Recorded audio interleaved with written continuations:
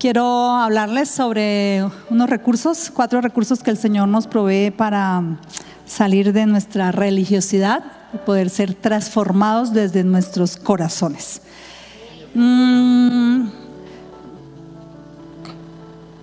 Yo vengo de una familia donde pues era mi papá, mi mamá y una hermanita y yo.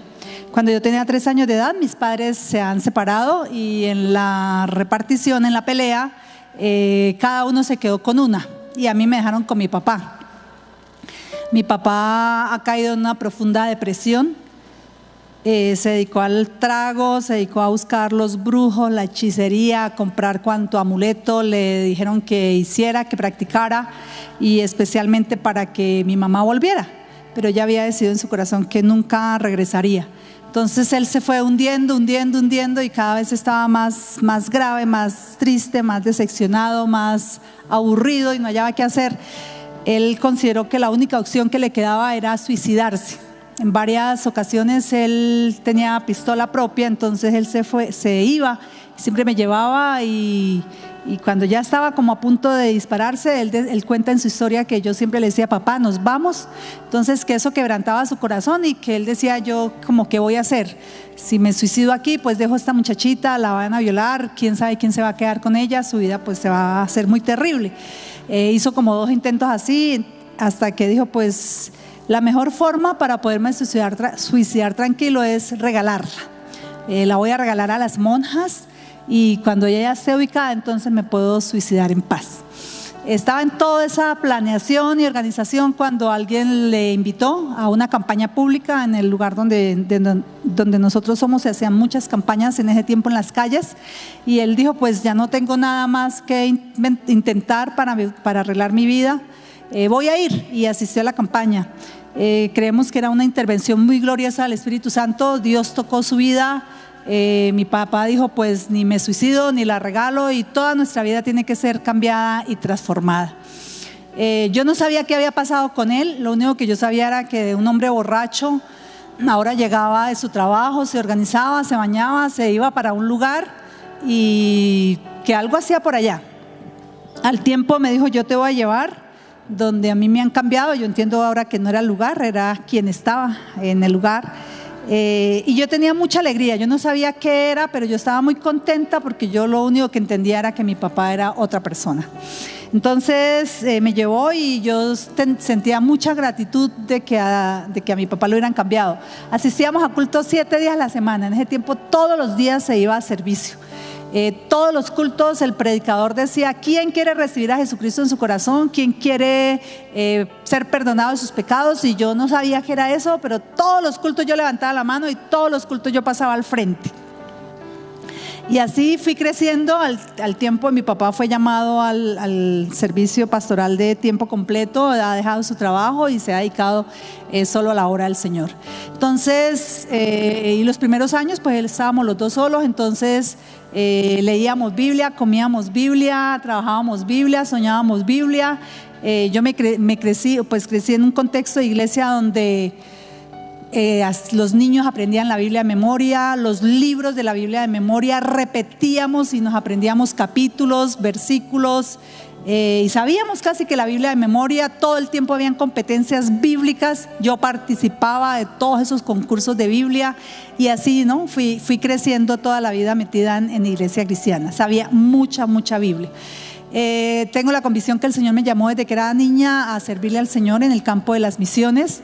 Entonces, cuando hubo la oportunidad, me fui a estudiar. Vine de donde vivíamos a Medellín a estudiar para aprender más, para poder tener recursos. Y claro, fueron casi 7 años estudiando Biblia, estudiando teología, haciendo intentos de interpretar y todos los recursos que yo podía aprender de cómo estudiar la Biblia mejor para poderla enseñar también de mejor manera. Hace por ahí como 15 años, siendo ya pastora titular y fundadora de iglesia, comencé a observar que entre lo que había en la Biblia y lo que yo vivía había una gran distancia, habían kilómetros de distancia, que yo podía pararme y predicar, pero que muchas veces me costaba un trabajo creer lo que estaba predicando y mucho más vivirlo. Y comencé a preguntarle al Señor, Señor, ¿y qué está pasando aquí? ¿Y por qué la Biblia me habla de estas cosas, pero para mí son tan difíciles vivirlas? Y, por ejemplo, ¿por qué no puedo ser feliz? Soy hija de pastor, vivo en una iglesia, leo la Biblia todos los días, oro la Biblia todos los días, pero yo siento que hay asuntos que no funcionan bien. Y el Señor me ha llevado como en este proceso durante todos estos años a ir aprendiendo cositas. Y entendí que nosotros en la mayoría de los casos somos muy religiosos. Nos aprendemos la Biblia, los versículos, los textos, a veces hasta capítulos de memoria. Usted está enfermo, sabe recitar la Biblia, sabe versículos de memoria. Usted tiene problemas relacionales en su casa, sabe todos los versículos de memoria. Y así para las diferentes realidades de todos nosotros. Pero que entre aquí y aquí hay muchos kilómetros de distancia y que llevar las verdades como información a vivirlas como una práctica y como una verdad realmente es muy, muy difícil. Y creo que el apóstol Pablo precisamente escribe a una comunidad a la cual tiene que mostrarles grandes verdades, y eso es precisamente la carta al libro de Romanos.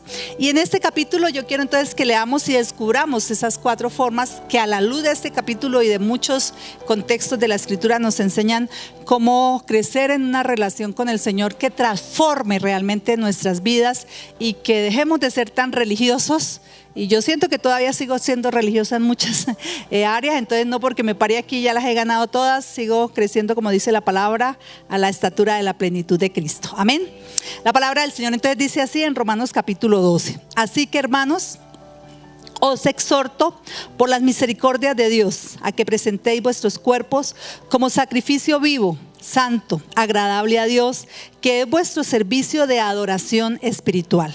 No os adaptéis a las formas de este mundo, sino transformaos por medio de la renovación de vuestra mente, para que comprobéis cuál es la voluntad de Dios, lo bueno, lo que agrada y lo perfecto. Digo pues, por la gracia que me ha sido dada a cada cual que está entre vosotros, que no tenga más alto concepto de sí que el que debe tener, sino que piense de sí con cordura, conforme a la medida de la fe que Dios repartió a cada uno.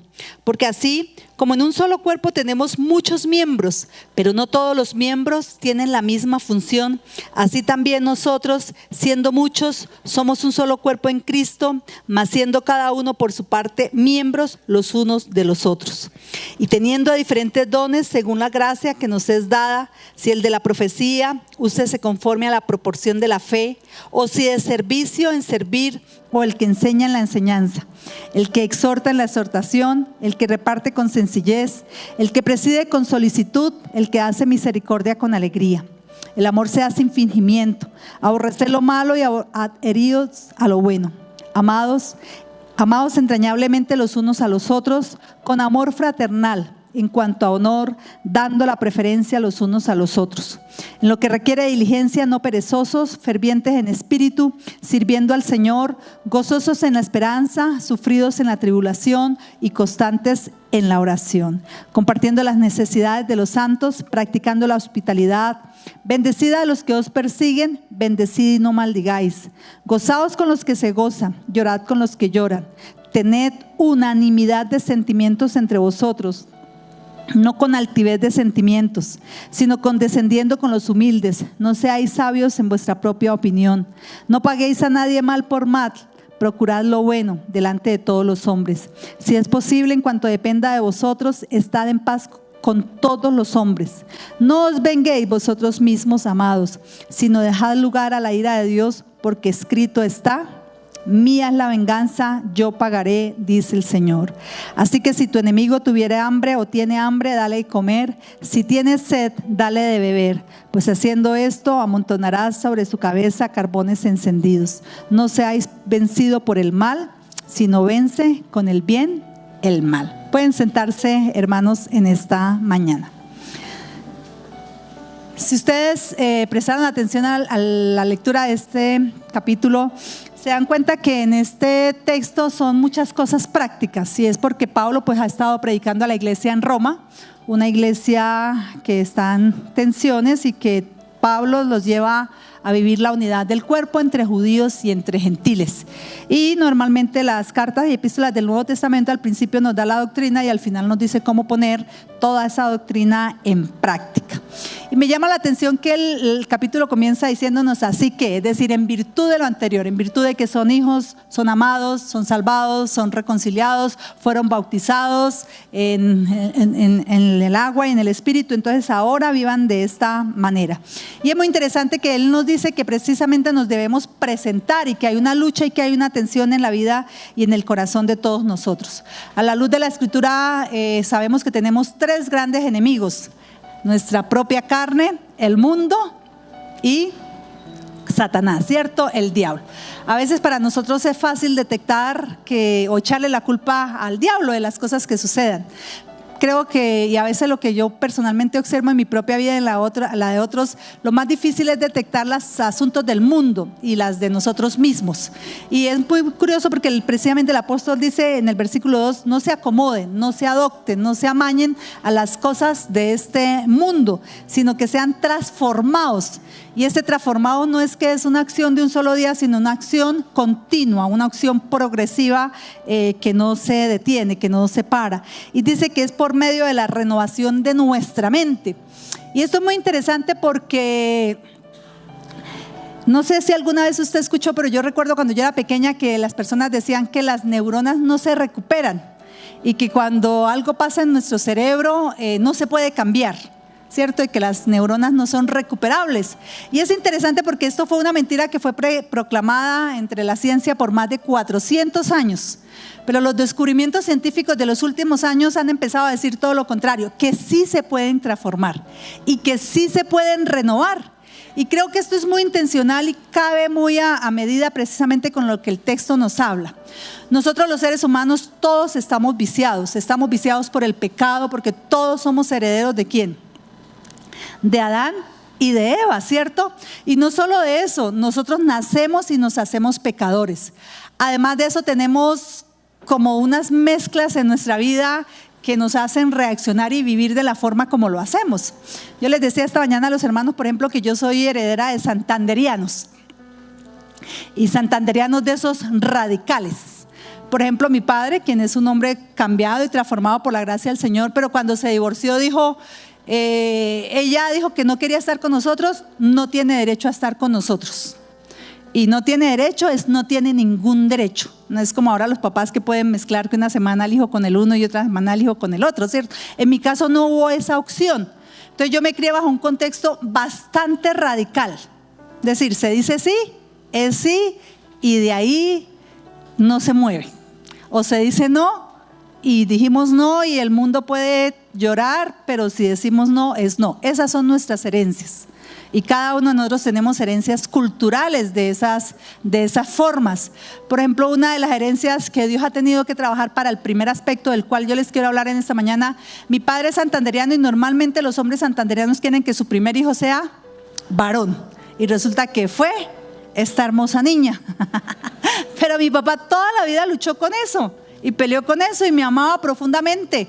Pero cuando era pequeña no me compraba muñecas, sino me hacía camiones. Porque él estaba en su corazón todavía como luchando con esa idea, hasta que el Señor fue trayendo algunas nuevas verdades a su vida y a su corazón. Nosotros no solamente tenemos nuestra herencia de familia, también tenemos nuestra herencia de la cultura, ¿no? Cada región, por ejemplo, en Colombia, es interesante. Usted se mueve a Medellín, o un antioqueño viene aquí, o nos movemos a la costa, y usted inmediatamente siente las diferencias culturales, porque estamos afectados, ¿no? Por ejemplo, yo vengo de una herencia donde se nos ha dicho si es a las 10, a las 10, pero si tú vas a otras regiones del país, le dicen a las 10 para comenzar, a las 11, ¿no? Porque nuevamente tenemos muchísimas cargas de mentiras, de engaños, y las que no nos las vamos nosotros también acomodando e inventando. Aún de nuestro país. Por ejemplo, percibo entre las muchas cosas de Colombia, y cuando usted estudia la historia de Colombia, nosotros somos países de violencia, somos países supremamente agresivos. Yo recuerdo que en alguna ocasión aún la pastora Yolima me decía, la pastora Juanita, que ellos han recorrido toda América Latina. Aquí decía, el país más orgulloso de América Latina son los colombianos, o somos los colombianos. Pero para nosotros eso es tan normal, ¿no? La forma como reaccionamos, como hablamos, como pensamos, como actuamos. Solo cuando usted va a otra parte u otro viene de aquí, es que uno dice, ay, esto tan diferente. Y mucho más en el contexto de iglesia. También tenemos culturas y costumbres de iglesia que cada iglesia con su identidad también nos va dando a cada uno de nosotros. Y muchas de esas son verdades, y muchas de esas son regalos maravillosos, y muchas de esas son oportunidades de crecimiento, pero también están muchas de ellas viciadas, están llenas de mentiras, están llenas de engaños. Todos los hombres y todas las mujeres vivimos eso. Uno de los elementos que a mí más me ha ayudado a entender esto son los vehículos. Cuando usted conduce un vehículo, sea moto o sea carro, usted se da cuenta que puede mirar todos los espejos y que en algún momento usted gira y le dio a otro carro y uno dice, pero ¿por qué si yo miré todos los espejos y se dio cuenta que aunque había visto todo, habían punticos que no logró ver? Y esto no es nuevo, ¿no? La palabra del Señor en el libro de los Salmos, por ejemplo, el salmista dijo, Señor, ayúdame a descubrir los errores que me son ocultos. ¿Y que me son ocultos a quién? A mí, ¿no? Que no son ocultos a nosotros, pero que ¿quién los ve? Los ve el Señor y los ve los que están a nuestro alrededor. Porque nuestro esposo, la esposa, los hijos, el vecino, mire, en algunas ocasiones yo no sé si usted ha observado que sale a la calle y alguien lo mira y le dice, ve, ese como es de cara agria, o ese tan amargado, uy, ese sí tiene una cara toda seria, porque los demás nos están viendo y nos están observando y los demás son expertos en descubrir esos aspectos oscuros que a mí me cuesta muchísimo trabajo reconocer y ver. Por eso la palabra del Señor precisamente nos dice, miren, el mundo, la sociedad, la cultura, la historia, nuestra genética, nosotros fácilmente nos estamos conectando todos los días con eso.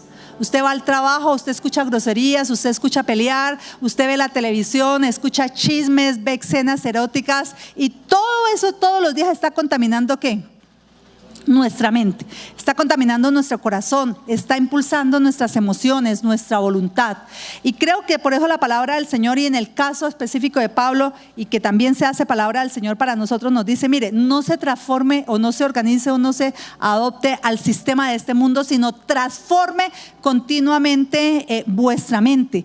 ¿Y para qué? Para que podamos comprobar cuál es la voluntad de Dios agradable, que es buena y que también es perfecta.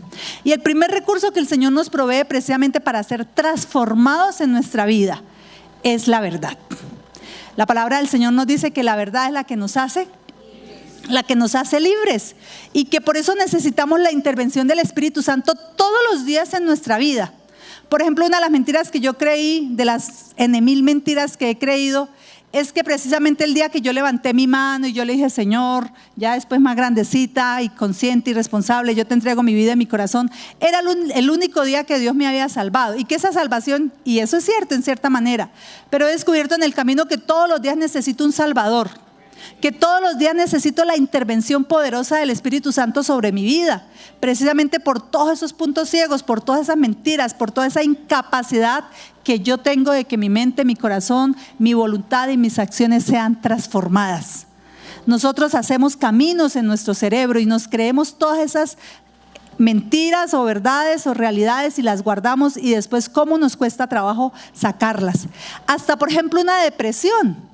Por ejemplo, una persona que sufre de depresión y que llora y que está muy triste, ¿cuántas veces creemos que la persona nunca se va a poder curar? Y a veces le hemos dado diagnóstico a la gente diciendo que nunca se va a curar, ¿cierto? Pero realmente se puede curar cuando la verdad del Señor viene a ¿quién? Viene a nosotros y comienza a transformar, y comenzamos a crear y a formar nuevos caminos, nuevas células, nuevas neuronas en nuestro cerebro, y por consiguiente eso comienza a transformar toda nuestra vida y todo nuestro corazón. ¿Cuánto lo creen, hermanos? Nosotros como creyentes vamos viviendo y vamos recibiendo muchas verdades. Y cuando vamos recibiendo esas verdades, de pronto usted la primera vez que la recibe le impacta y uno dice, ¡ay, sí! ¡Ay, tan poderosa! Pero saben, esas verdades a veces se van volviendo paisaje. Y se van volviendo paisajes en nuestra vida que ya después nada nos inmuta. Que por ejemplo la primera vez que usted vino a Cristo, usted tenía tanto gozo, tanta alegría, tanta expectativa de venir a un culto, de venir a una oración, pero cuando pasan los 5 años, los 10, los 20 años, se vuelve religiosidad. Uno ya sabe que tiene que ir a un culto, ya sabe que lo siguiente que viene son los cantos, la ofrenda, casi que uno ya se sabe toda la ceremonia, lo que va a suceder, ¿cierto? Pero ¿cuántas de esas enseñanzas y cuántas de esas predicaciones, cuántas de esas lecturas bíblicas que usted y yo hacemos realmente se vuelven vida para nosotros? Saben, nosotros podemos como he sido yo, ¿no? Mucha memoria, mucha Biblia aprendida, pero de aquí a aquí hay muchísima distancia. De aquí a aquí hay kilómetros de distancia. Es decir, llegar usted a experimentar eso que aprendió, ese texto que memorizó, y llegarlo a vivir y llegarlo a creer, realmente es una cosa muy distante y que se requiere ejercicio, y que solamente es a través de la obra del Espíritu Santo y recibiéndolo y viviéndolo como una verdad para cada uno de nosotros. Todos los días, una de las oraciones que yo he aprendido es que todos los días yo necesito orar al Señor y decirle: Señor, trae tu verdad para mí. Todos los días yo necesito, porque todos los días tengo puntos ciegos que precisamente necesito y que necesitan ser corregidos en mi vida. Quiero contarles una de las tantas escenas o historias en las cuales Dios ha traído verdades para mí. Como mi madre se fue cuando yo tenía 3 años y mi papá tenía que ir a trabajar, entonces yo adquirí un sistema de arreglar los problemas de mi vida, que nunca pensé que ni fueran un pecado, ni que fuera una cosa anormal. Como la desarrollé desde que era muy pequeña, desde los 3 años, toda la vida lo hice así. Y es que cuando yo tenía un problema, cualquier tipo de problema, o con personas, o de plata, o de necesidad, o de comida, o de regaño, cualquier realidad para mi vida, el sistema que yo usaba es que yo tenía un problema, la siguiente etapa era llorar, y llorar, y llorar, como la canción, y llorar, y llorar, y llorar. Yo podía perfectamente llorar 1 hora, 2 horas, 3 horas, hasta que los ojos se me ponían así hinchados, la garganta no me daba de llorar más, y por naturaleza me iba a dormir. ¿Qué pecado hay en eso? ¿Qué de malo hay en hacer eso? Y cuando ya dormía, me levantaba bien, no había pasado nada. Y eso hice 10 años, 20 años, 30 años, casi 40 años. Normal para mí. El problema de Mercedes se arregla llorando y durmiendo. Y usted dirá otra vez: ¿hay un problema en eso? ¿Hay un pecado? ¿Hay una mala acción? Nada. Un día, cuando estaba estudiando en el seminario, tuve un problema con una persona. Y adivinen qué hice: llorar, pero eran las 11 del día. Y yo me fui así a llorar allá en mi cuarto. Y automáticamente, porque ya era una forma y un estilo de vida, después quería dormir. Pero yo dije: no, a las 11 del día yo no me voy a acostar a dormir. Y ese día justo estábamos estudiando, tenía una tarea para el seminario, y era el texto donde dice que el Espíritu Santo es nuestro consolador, y lo tenía que traducir. Y yo así, con los ojos hinchados de llorar, empecé a orar y a pedirle. Yo le dije: Señor, ¿qué tiene que ver un problema, llorar, dormir, con un texto de Juan en que el Espíritu Santo es el consolador? Y empecé a orar: Señor, ¿qué me quieres decir aquí? Yo no logro entender. Es decir, esto no puede ser accidente, que el Espíritu Santo es consolador.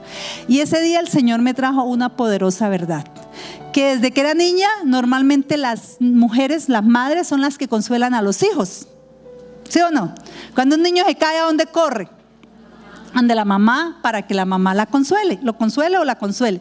Que normalmente, como una niña cualquiera, yo hacía eso. Pero ¿qué pasaba? En mi casa no había una mamá. Entonces lo que yo hacía era llorar, como buscándola en algún lugar del mundo. Pero ¿qué pasaba? Ella no estaba. Al no estar y al saber que no vendría a consolarme, entonces yo me dormía y el problema se arreglaba. Y ese día el Señor trajo una poderosa verdad a mi vida, que a una ausencia de una mamá, el Señor había enviado su Espíritu Santo para consolarme. Y desde ese día en adelante nunca volví a hacer ejercicio. El problema ahora se arregla ¿cómo? Yendo al Señor y pidiendo al Señor que traiga sus verdades para mí. Y no sé usted cómo será que arregla igual, ¿no? La vida, y cuáles son las mentiras que nos hemos ido creyendo, porque eso lo hacemos desde que estamos casi que en el vientre de la mamá. Y solo la palabra del Señor y la obra del Espíritu Espíritu Santo la que empieza a corregir esas mentiras y trae las verdades. Por eso, hermanos, muchas de las predicaciones y enseñanzas se evaporan, porque las recibimos como una información, pero no las vivimos como una verdad. Y por eso nos volvemos religiosos. Y por eso muchas veces en la iglesia o en la casa o en el trabajo la gente nos está diciendo: pero usted es cristiano, y pareciera que no. Y usted es un esposo y dice que me ama, pero se porta de otra forma. Y esto y aquello, y nos viven haciendo reclamos porque estamos divorciados entre lo que creemos y en la forma como nos comportamos. Amén, hermanos. Entonces ese es el primer recurso que el Señor nos da para poder cambiar nuestra mentalidad y salir de nuestra religiosidad. Quiero hablarles del segundo. Versículo 9 dice: el amor sea sin fingimiento, aborreced lo malo, adheridos a lo bueno, amados entrañablemente los unos a los otros con amor fraternal, en cuanto a honor, dando la preferencia los unos a los otros, en lo que requiere diligencia, no perezosos, fervientes en espíritu, sirviendo al Señor, gozosos en la esperanza, sufridos en la tribulación, constantes en la oración y compartiendo las necesidades de los santos y practicando la hospitalidad. Todas esas son acciones prácticas. Por eso les dije que normalmente todo el Nuevo Testamento primero te da la teología o la teoría y al final te da la práctica.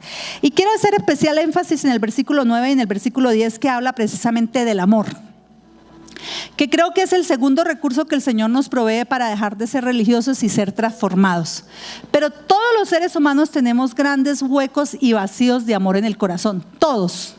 Porque como todos somos pecadores, porque nuestros padres, nuestras madres, nuestros esposos, nuestros amigos, nuestros jefes pueden intentar dar lo mejor para nosotros, pero todos, por estar viciados, no podemos hacerlo de manera perfecta, ¿cierto?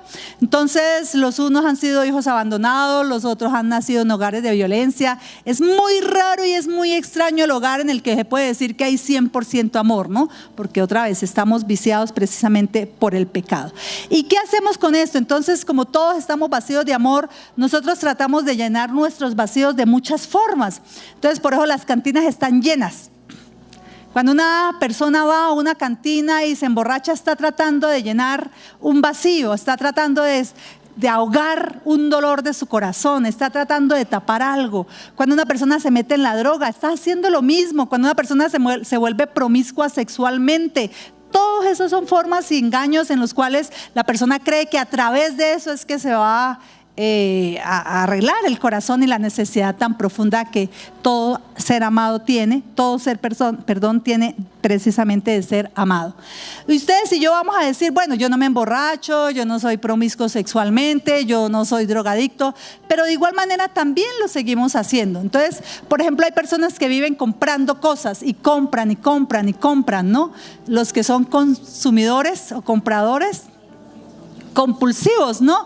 Entonces la persona que va al centro comercial: voy a ver qué me compro, voy a ver, y si no va con esa intención, va y termina comprando algo que de pronto ni siquiera necesita, ¿no? Porque está tratando de llenar su amor, está tratando de llenar el vacío tan profundo que hay en el corazón. Otras personas sencillamente son con las personas mismas, ¿no? Entonces la chica que cambia de novio cada 8 días, este no le satisfizo, este no cumplió, este no hizo, o viceversa, ¿no? Entonces suplimos las necesidades en las otras personas. O hay otras personas que son alcanzando logros, ¿no? Entonces el que tiene una casa tiene que tener un carro, después hay que comprar la lavadora y todos los días está tratando de tener logros. Es que si yo voy a tener esto, o si lo logro tener, entonces podré ser feliz. U otras personas creen que sencillamente no lo necesitan y lo ignoran.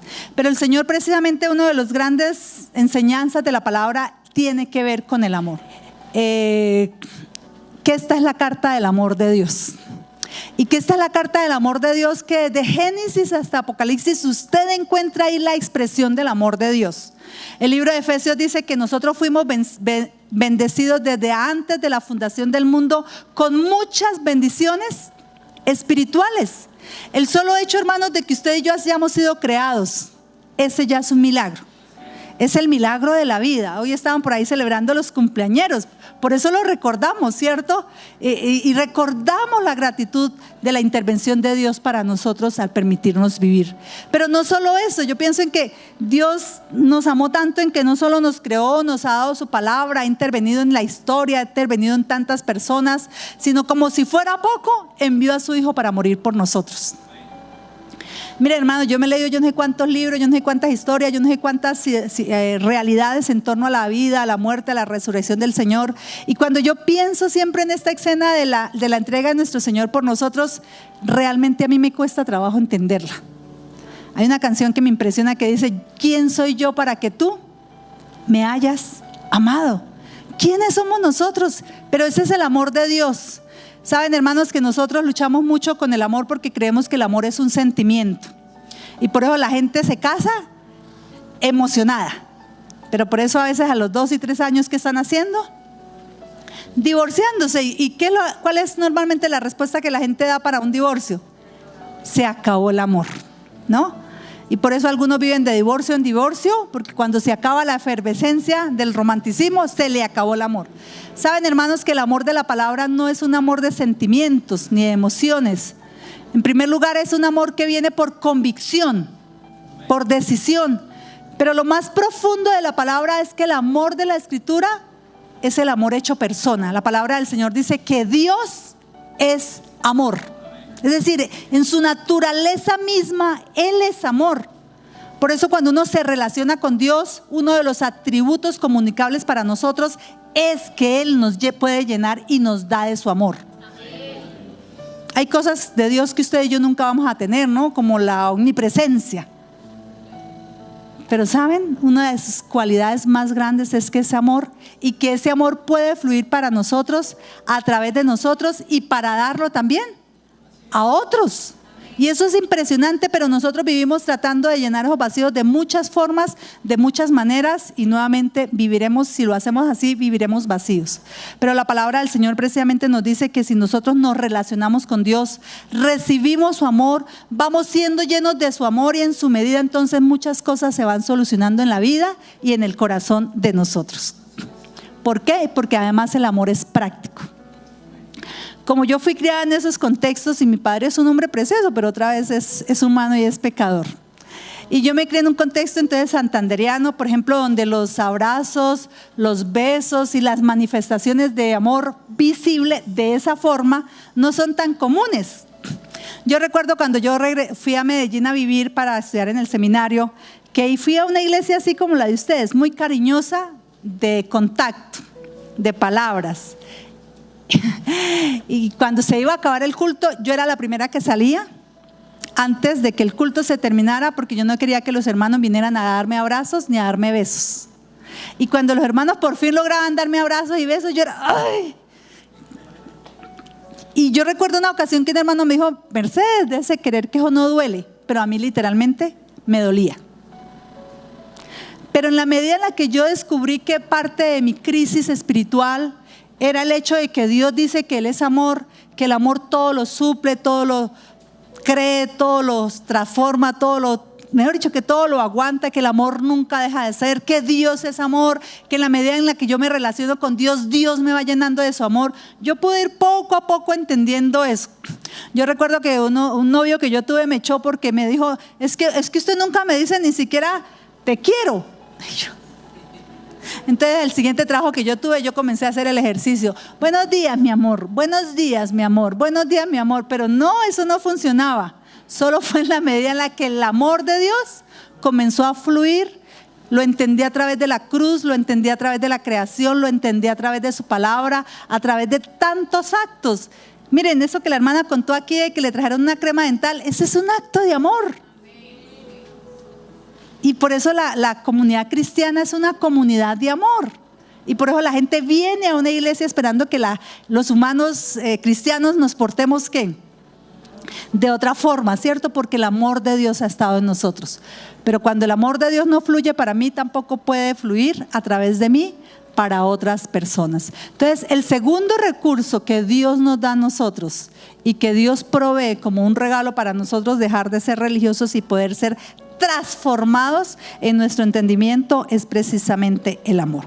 Quiero que miremos el tercero y el cuarto que está en el versículo 14, que dice: bendecid a los que os persigáis o a los que os persiguen, bendecid y no maldigáis. Gozaos con los que se gozan, llorad con los que lloran. Tened unanimidad de sentimientos entre vosotros, no con altivez de sentimientos, sino condescendientes con los humildes. No seáis sabios en vuestra propia opinión. No paguéis a nadie mal por mal. Procurad lo bueno delante de los hombres. Si es posible, en cuanto dependa de vosotros, estad en paz con todos los hombres. No os venguéis vosotros mismos, amados, sino dejad lugar a la ira de Dios, porque escrito está: mía es la venganza, yo pagaré, dice el Señor. Así que si tu enemigo tiene hambre, dale de comer. Si tiene sed, dale de beber. Pues haciendo esto, amontonarás sobre su cabeza carbones encendidos. No seáis vencido por el mal, sino vence con el bien el mal. Una tercera y cuarta, porque creo que aquí están juntas. La primera hablamos de la verdad, lo segundo hablamos del amor, y lo tercero hablamos precisamente, creo que aquí nos está hablando acerca de dos recursos que el Señor nos provee en la palabra, y tiene que ver con el perdón y la confesión. Yo encuentro que a nivel de la vida, de todas las áreas de la vida, una de las áreas más difíciles en la vida es este asunto, lo que tiene que ver con el perdón. Y ustedes y yo no sé cuántas veces en nuestra vida cristiana hemos escuchado predicaciones y discursos de estos, ¿cierto? Y los hemos escuchado, pero otra vez, no son una verdad para nosotros. Lo sabemos como información. Y cuando nuevamente sabemos las cosas como información, pero no como una verdad que aplicamos, ahí somos religiosos.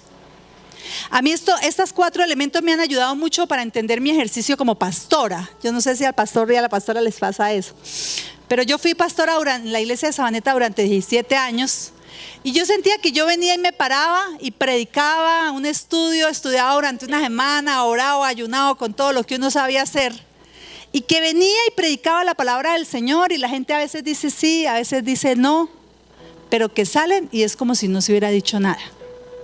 Y yo durante años me pregunté, ¿qué es lo que pasa? ¿Qué es lo que pasa, Señor? Y es porque otra vez, el hecho de creer tantas mentiras, el hecho de no ser hacedores sino oidores, nos hace resistentes. Es como si nos vacunáramos contra la palabra de Dios. Por eso no hay cambios, por eso no hay transformaciones en nuestras vidas. Y por eso la palabra del Señor, por ejemplo, en este caso nos está diciendo: bendigan a los que ¿quiénes?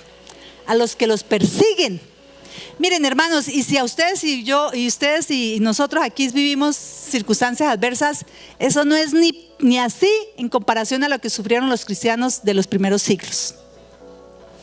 Los cristianos de los primeros siglos no podían entrar así como nosotros entramos aquí, iglesia, clamor de medianoche, o iglesia cuadrangular, sino eran las escondidas. Me asusté de verme. Eran las escondidas. Y cuando alguien le decía, y cuando se presentaban delante de un soldado, le decían: ¿quién es el Señor? Y si la persona decía Cristo, de una vez, o iba a la cárcel, o le quitaban sus propiedades, o le echaban aceite y encima le echaban un fosforito. Esa era la persecución. Nosotros ahora no sufrimos nada por causa de Cristo. ¿Y qué está diciendo aquí? Bendígalos.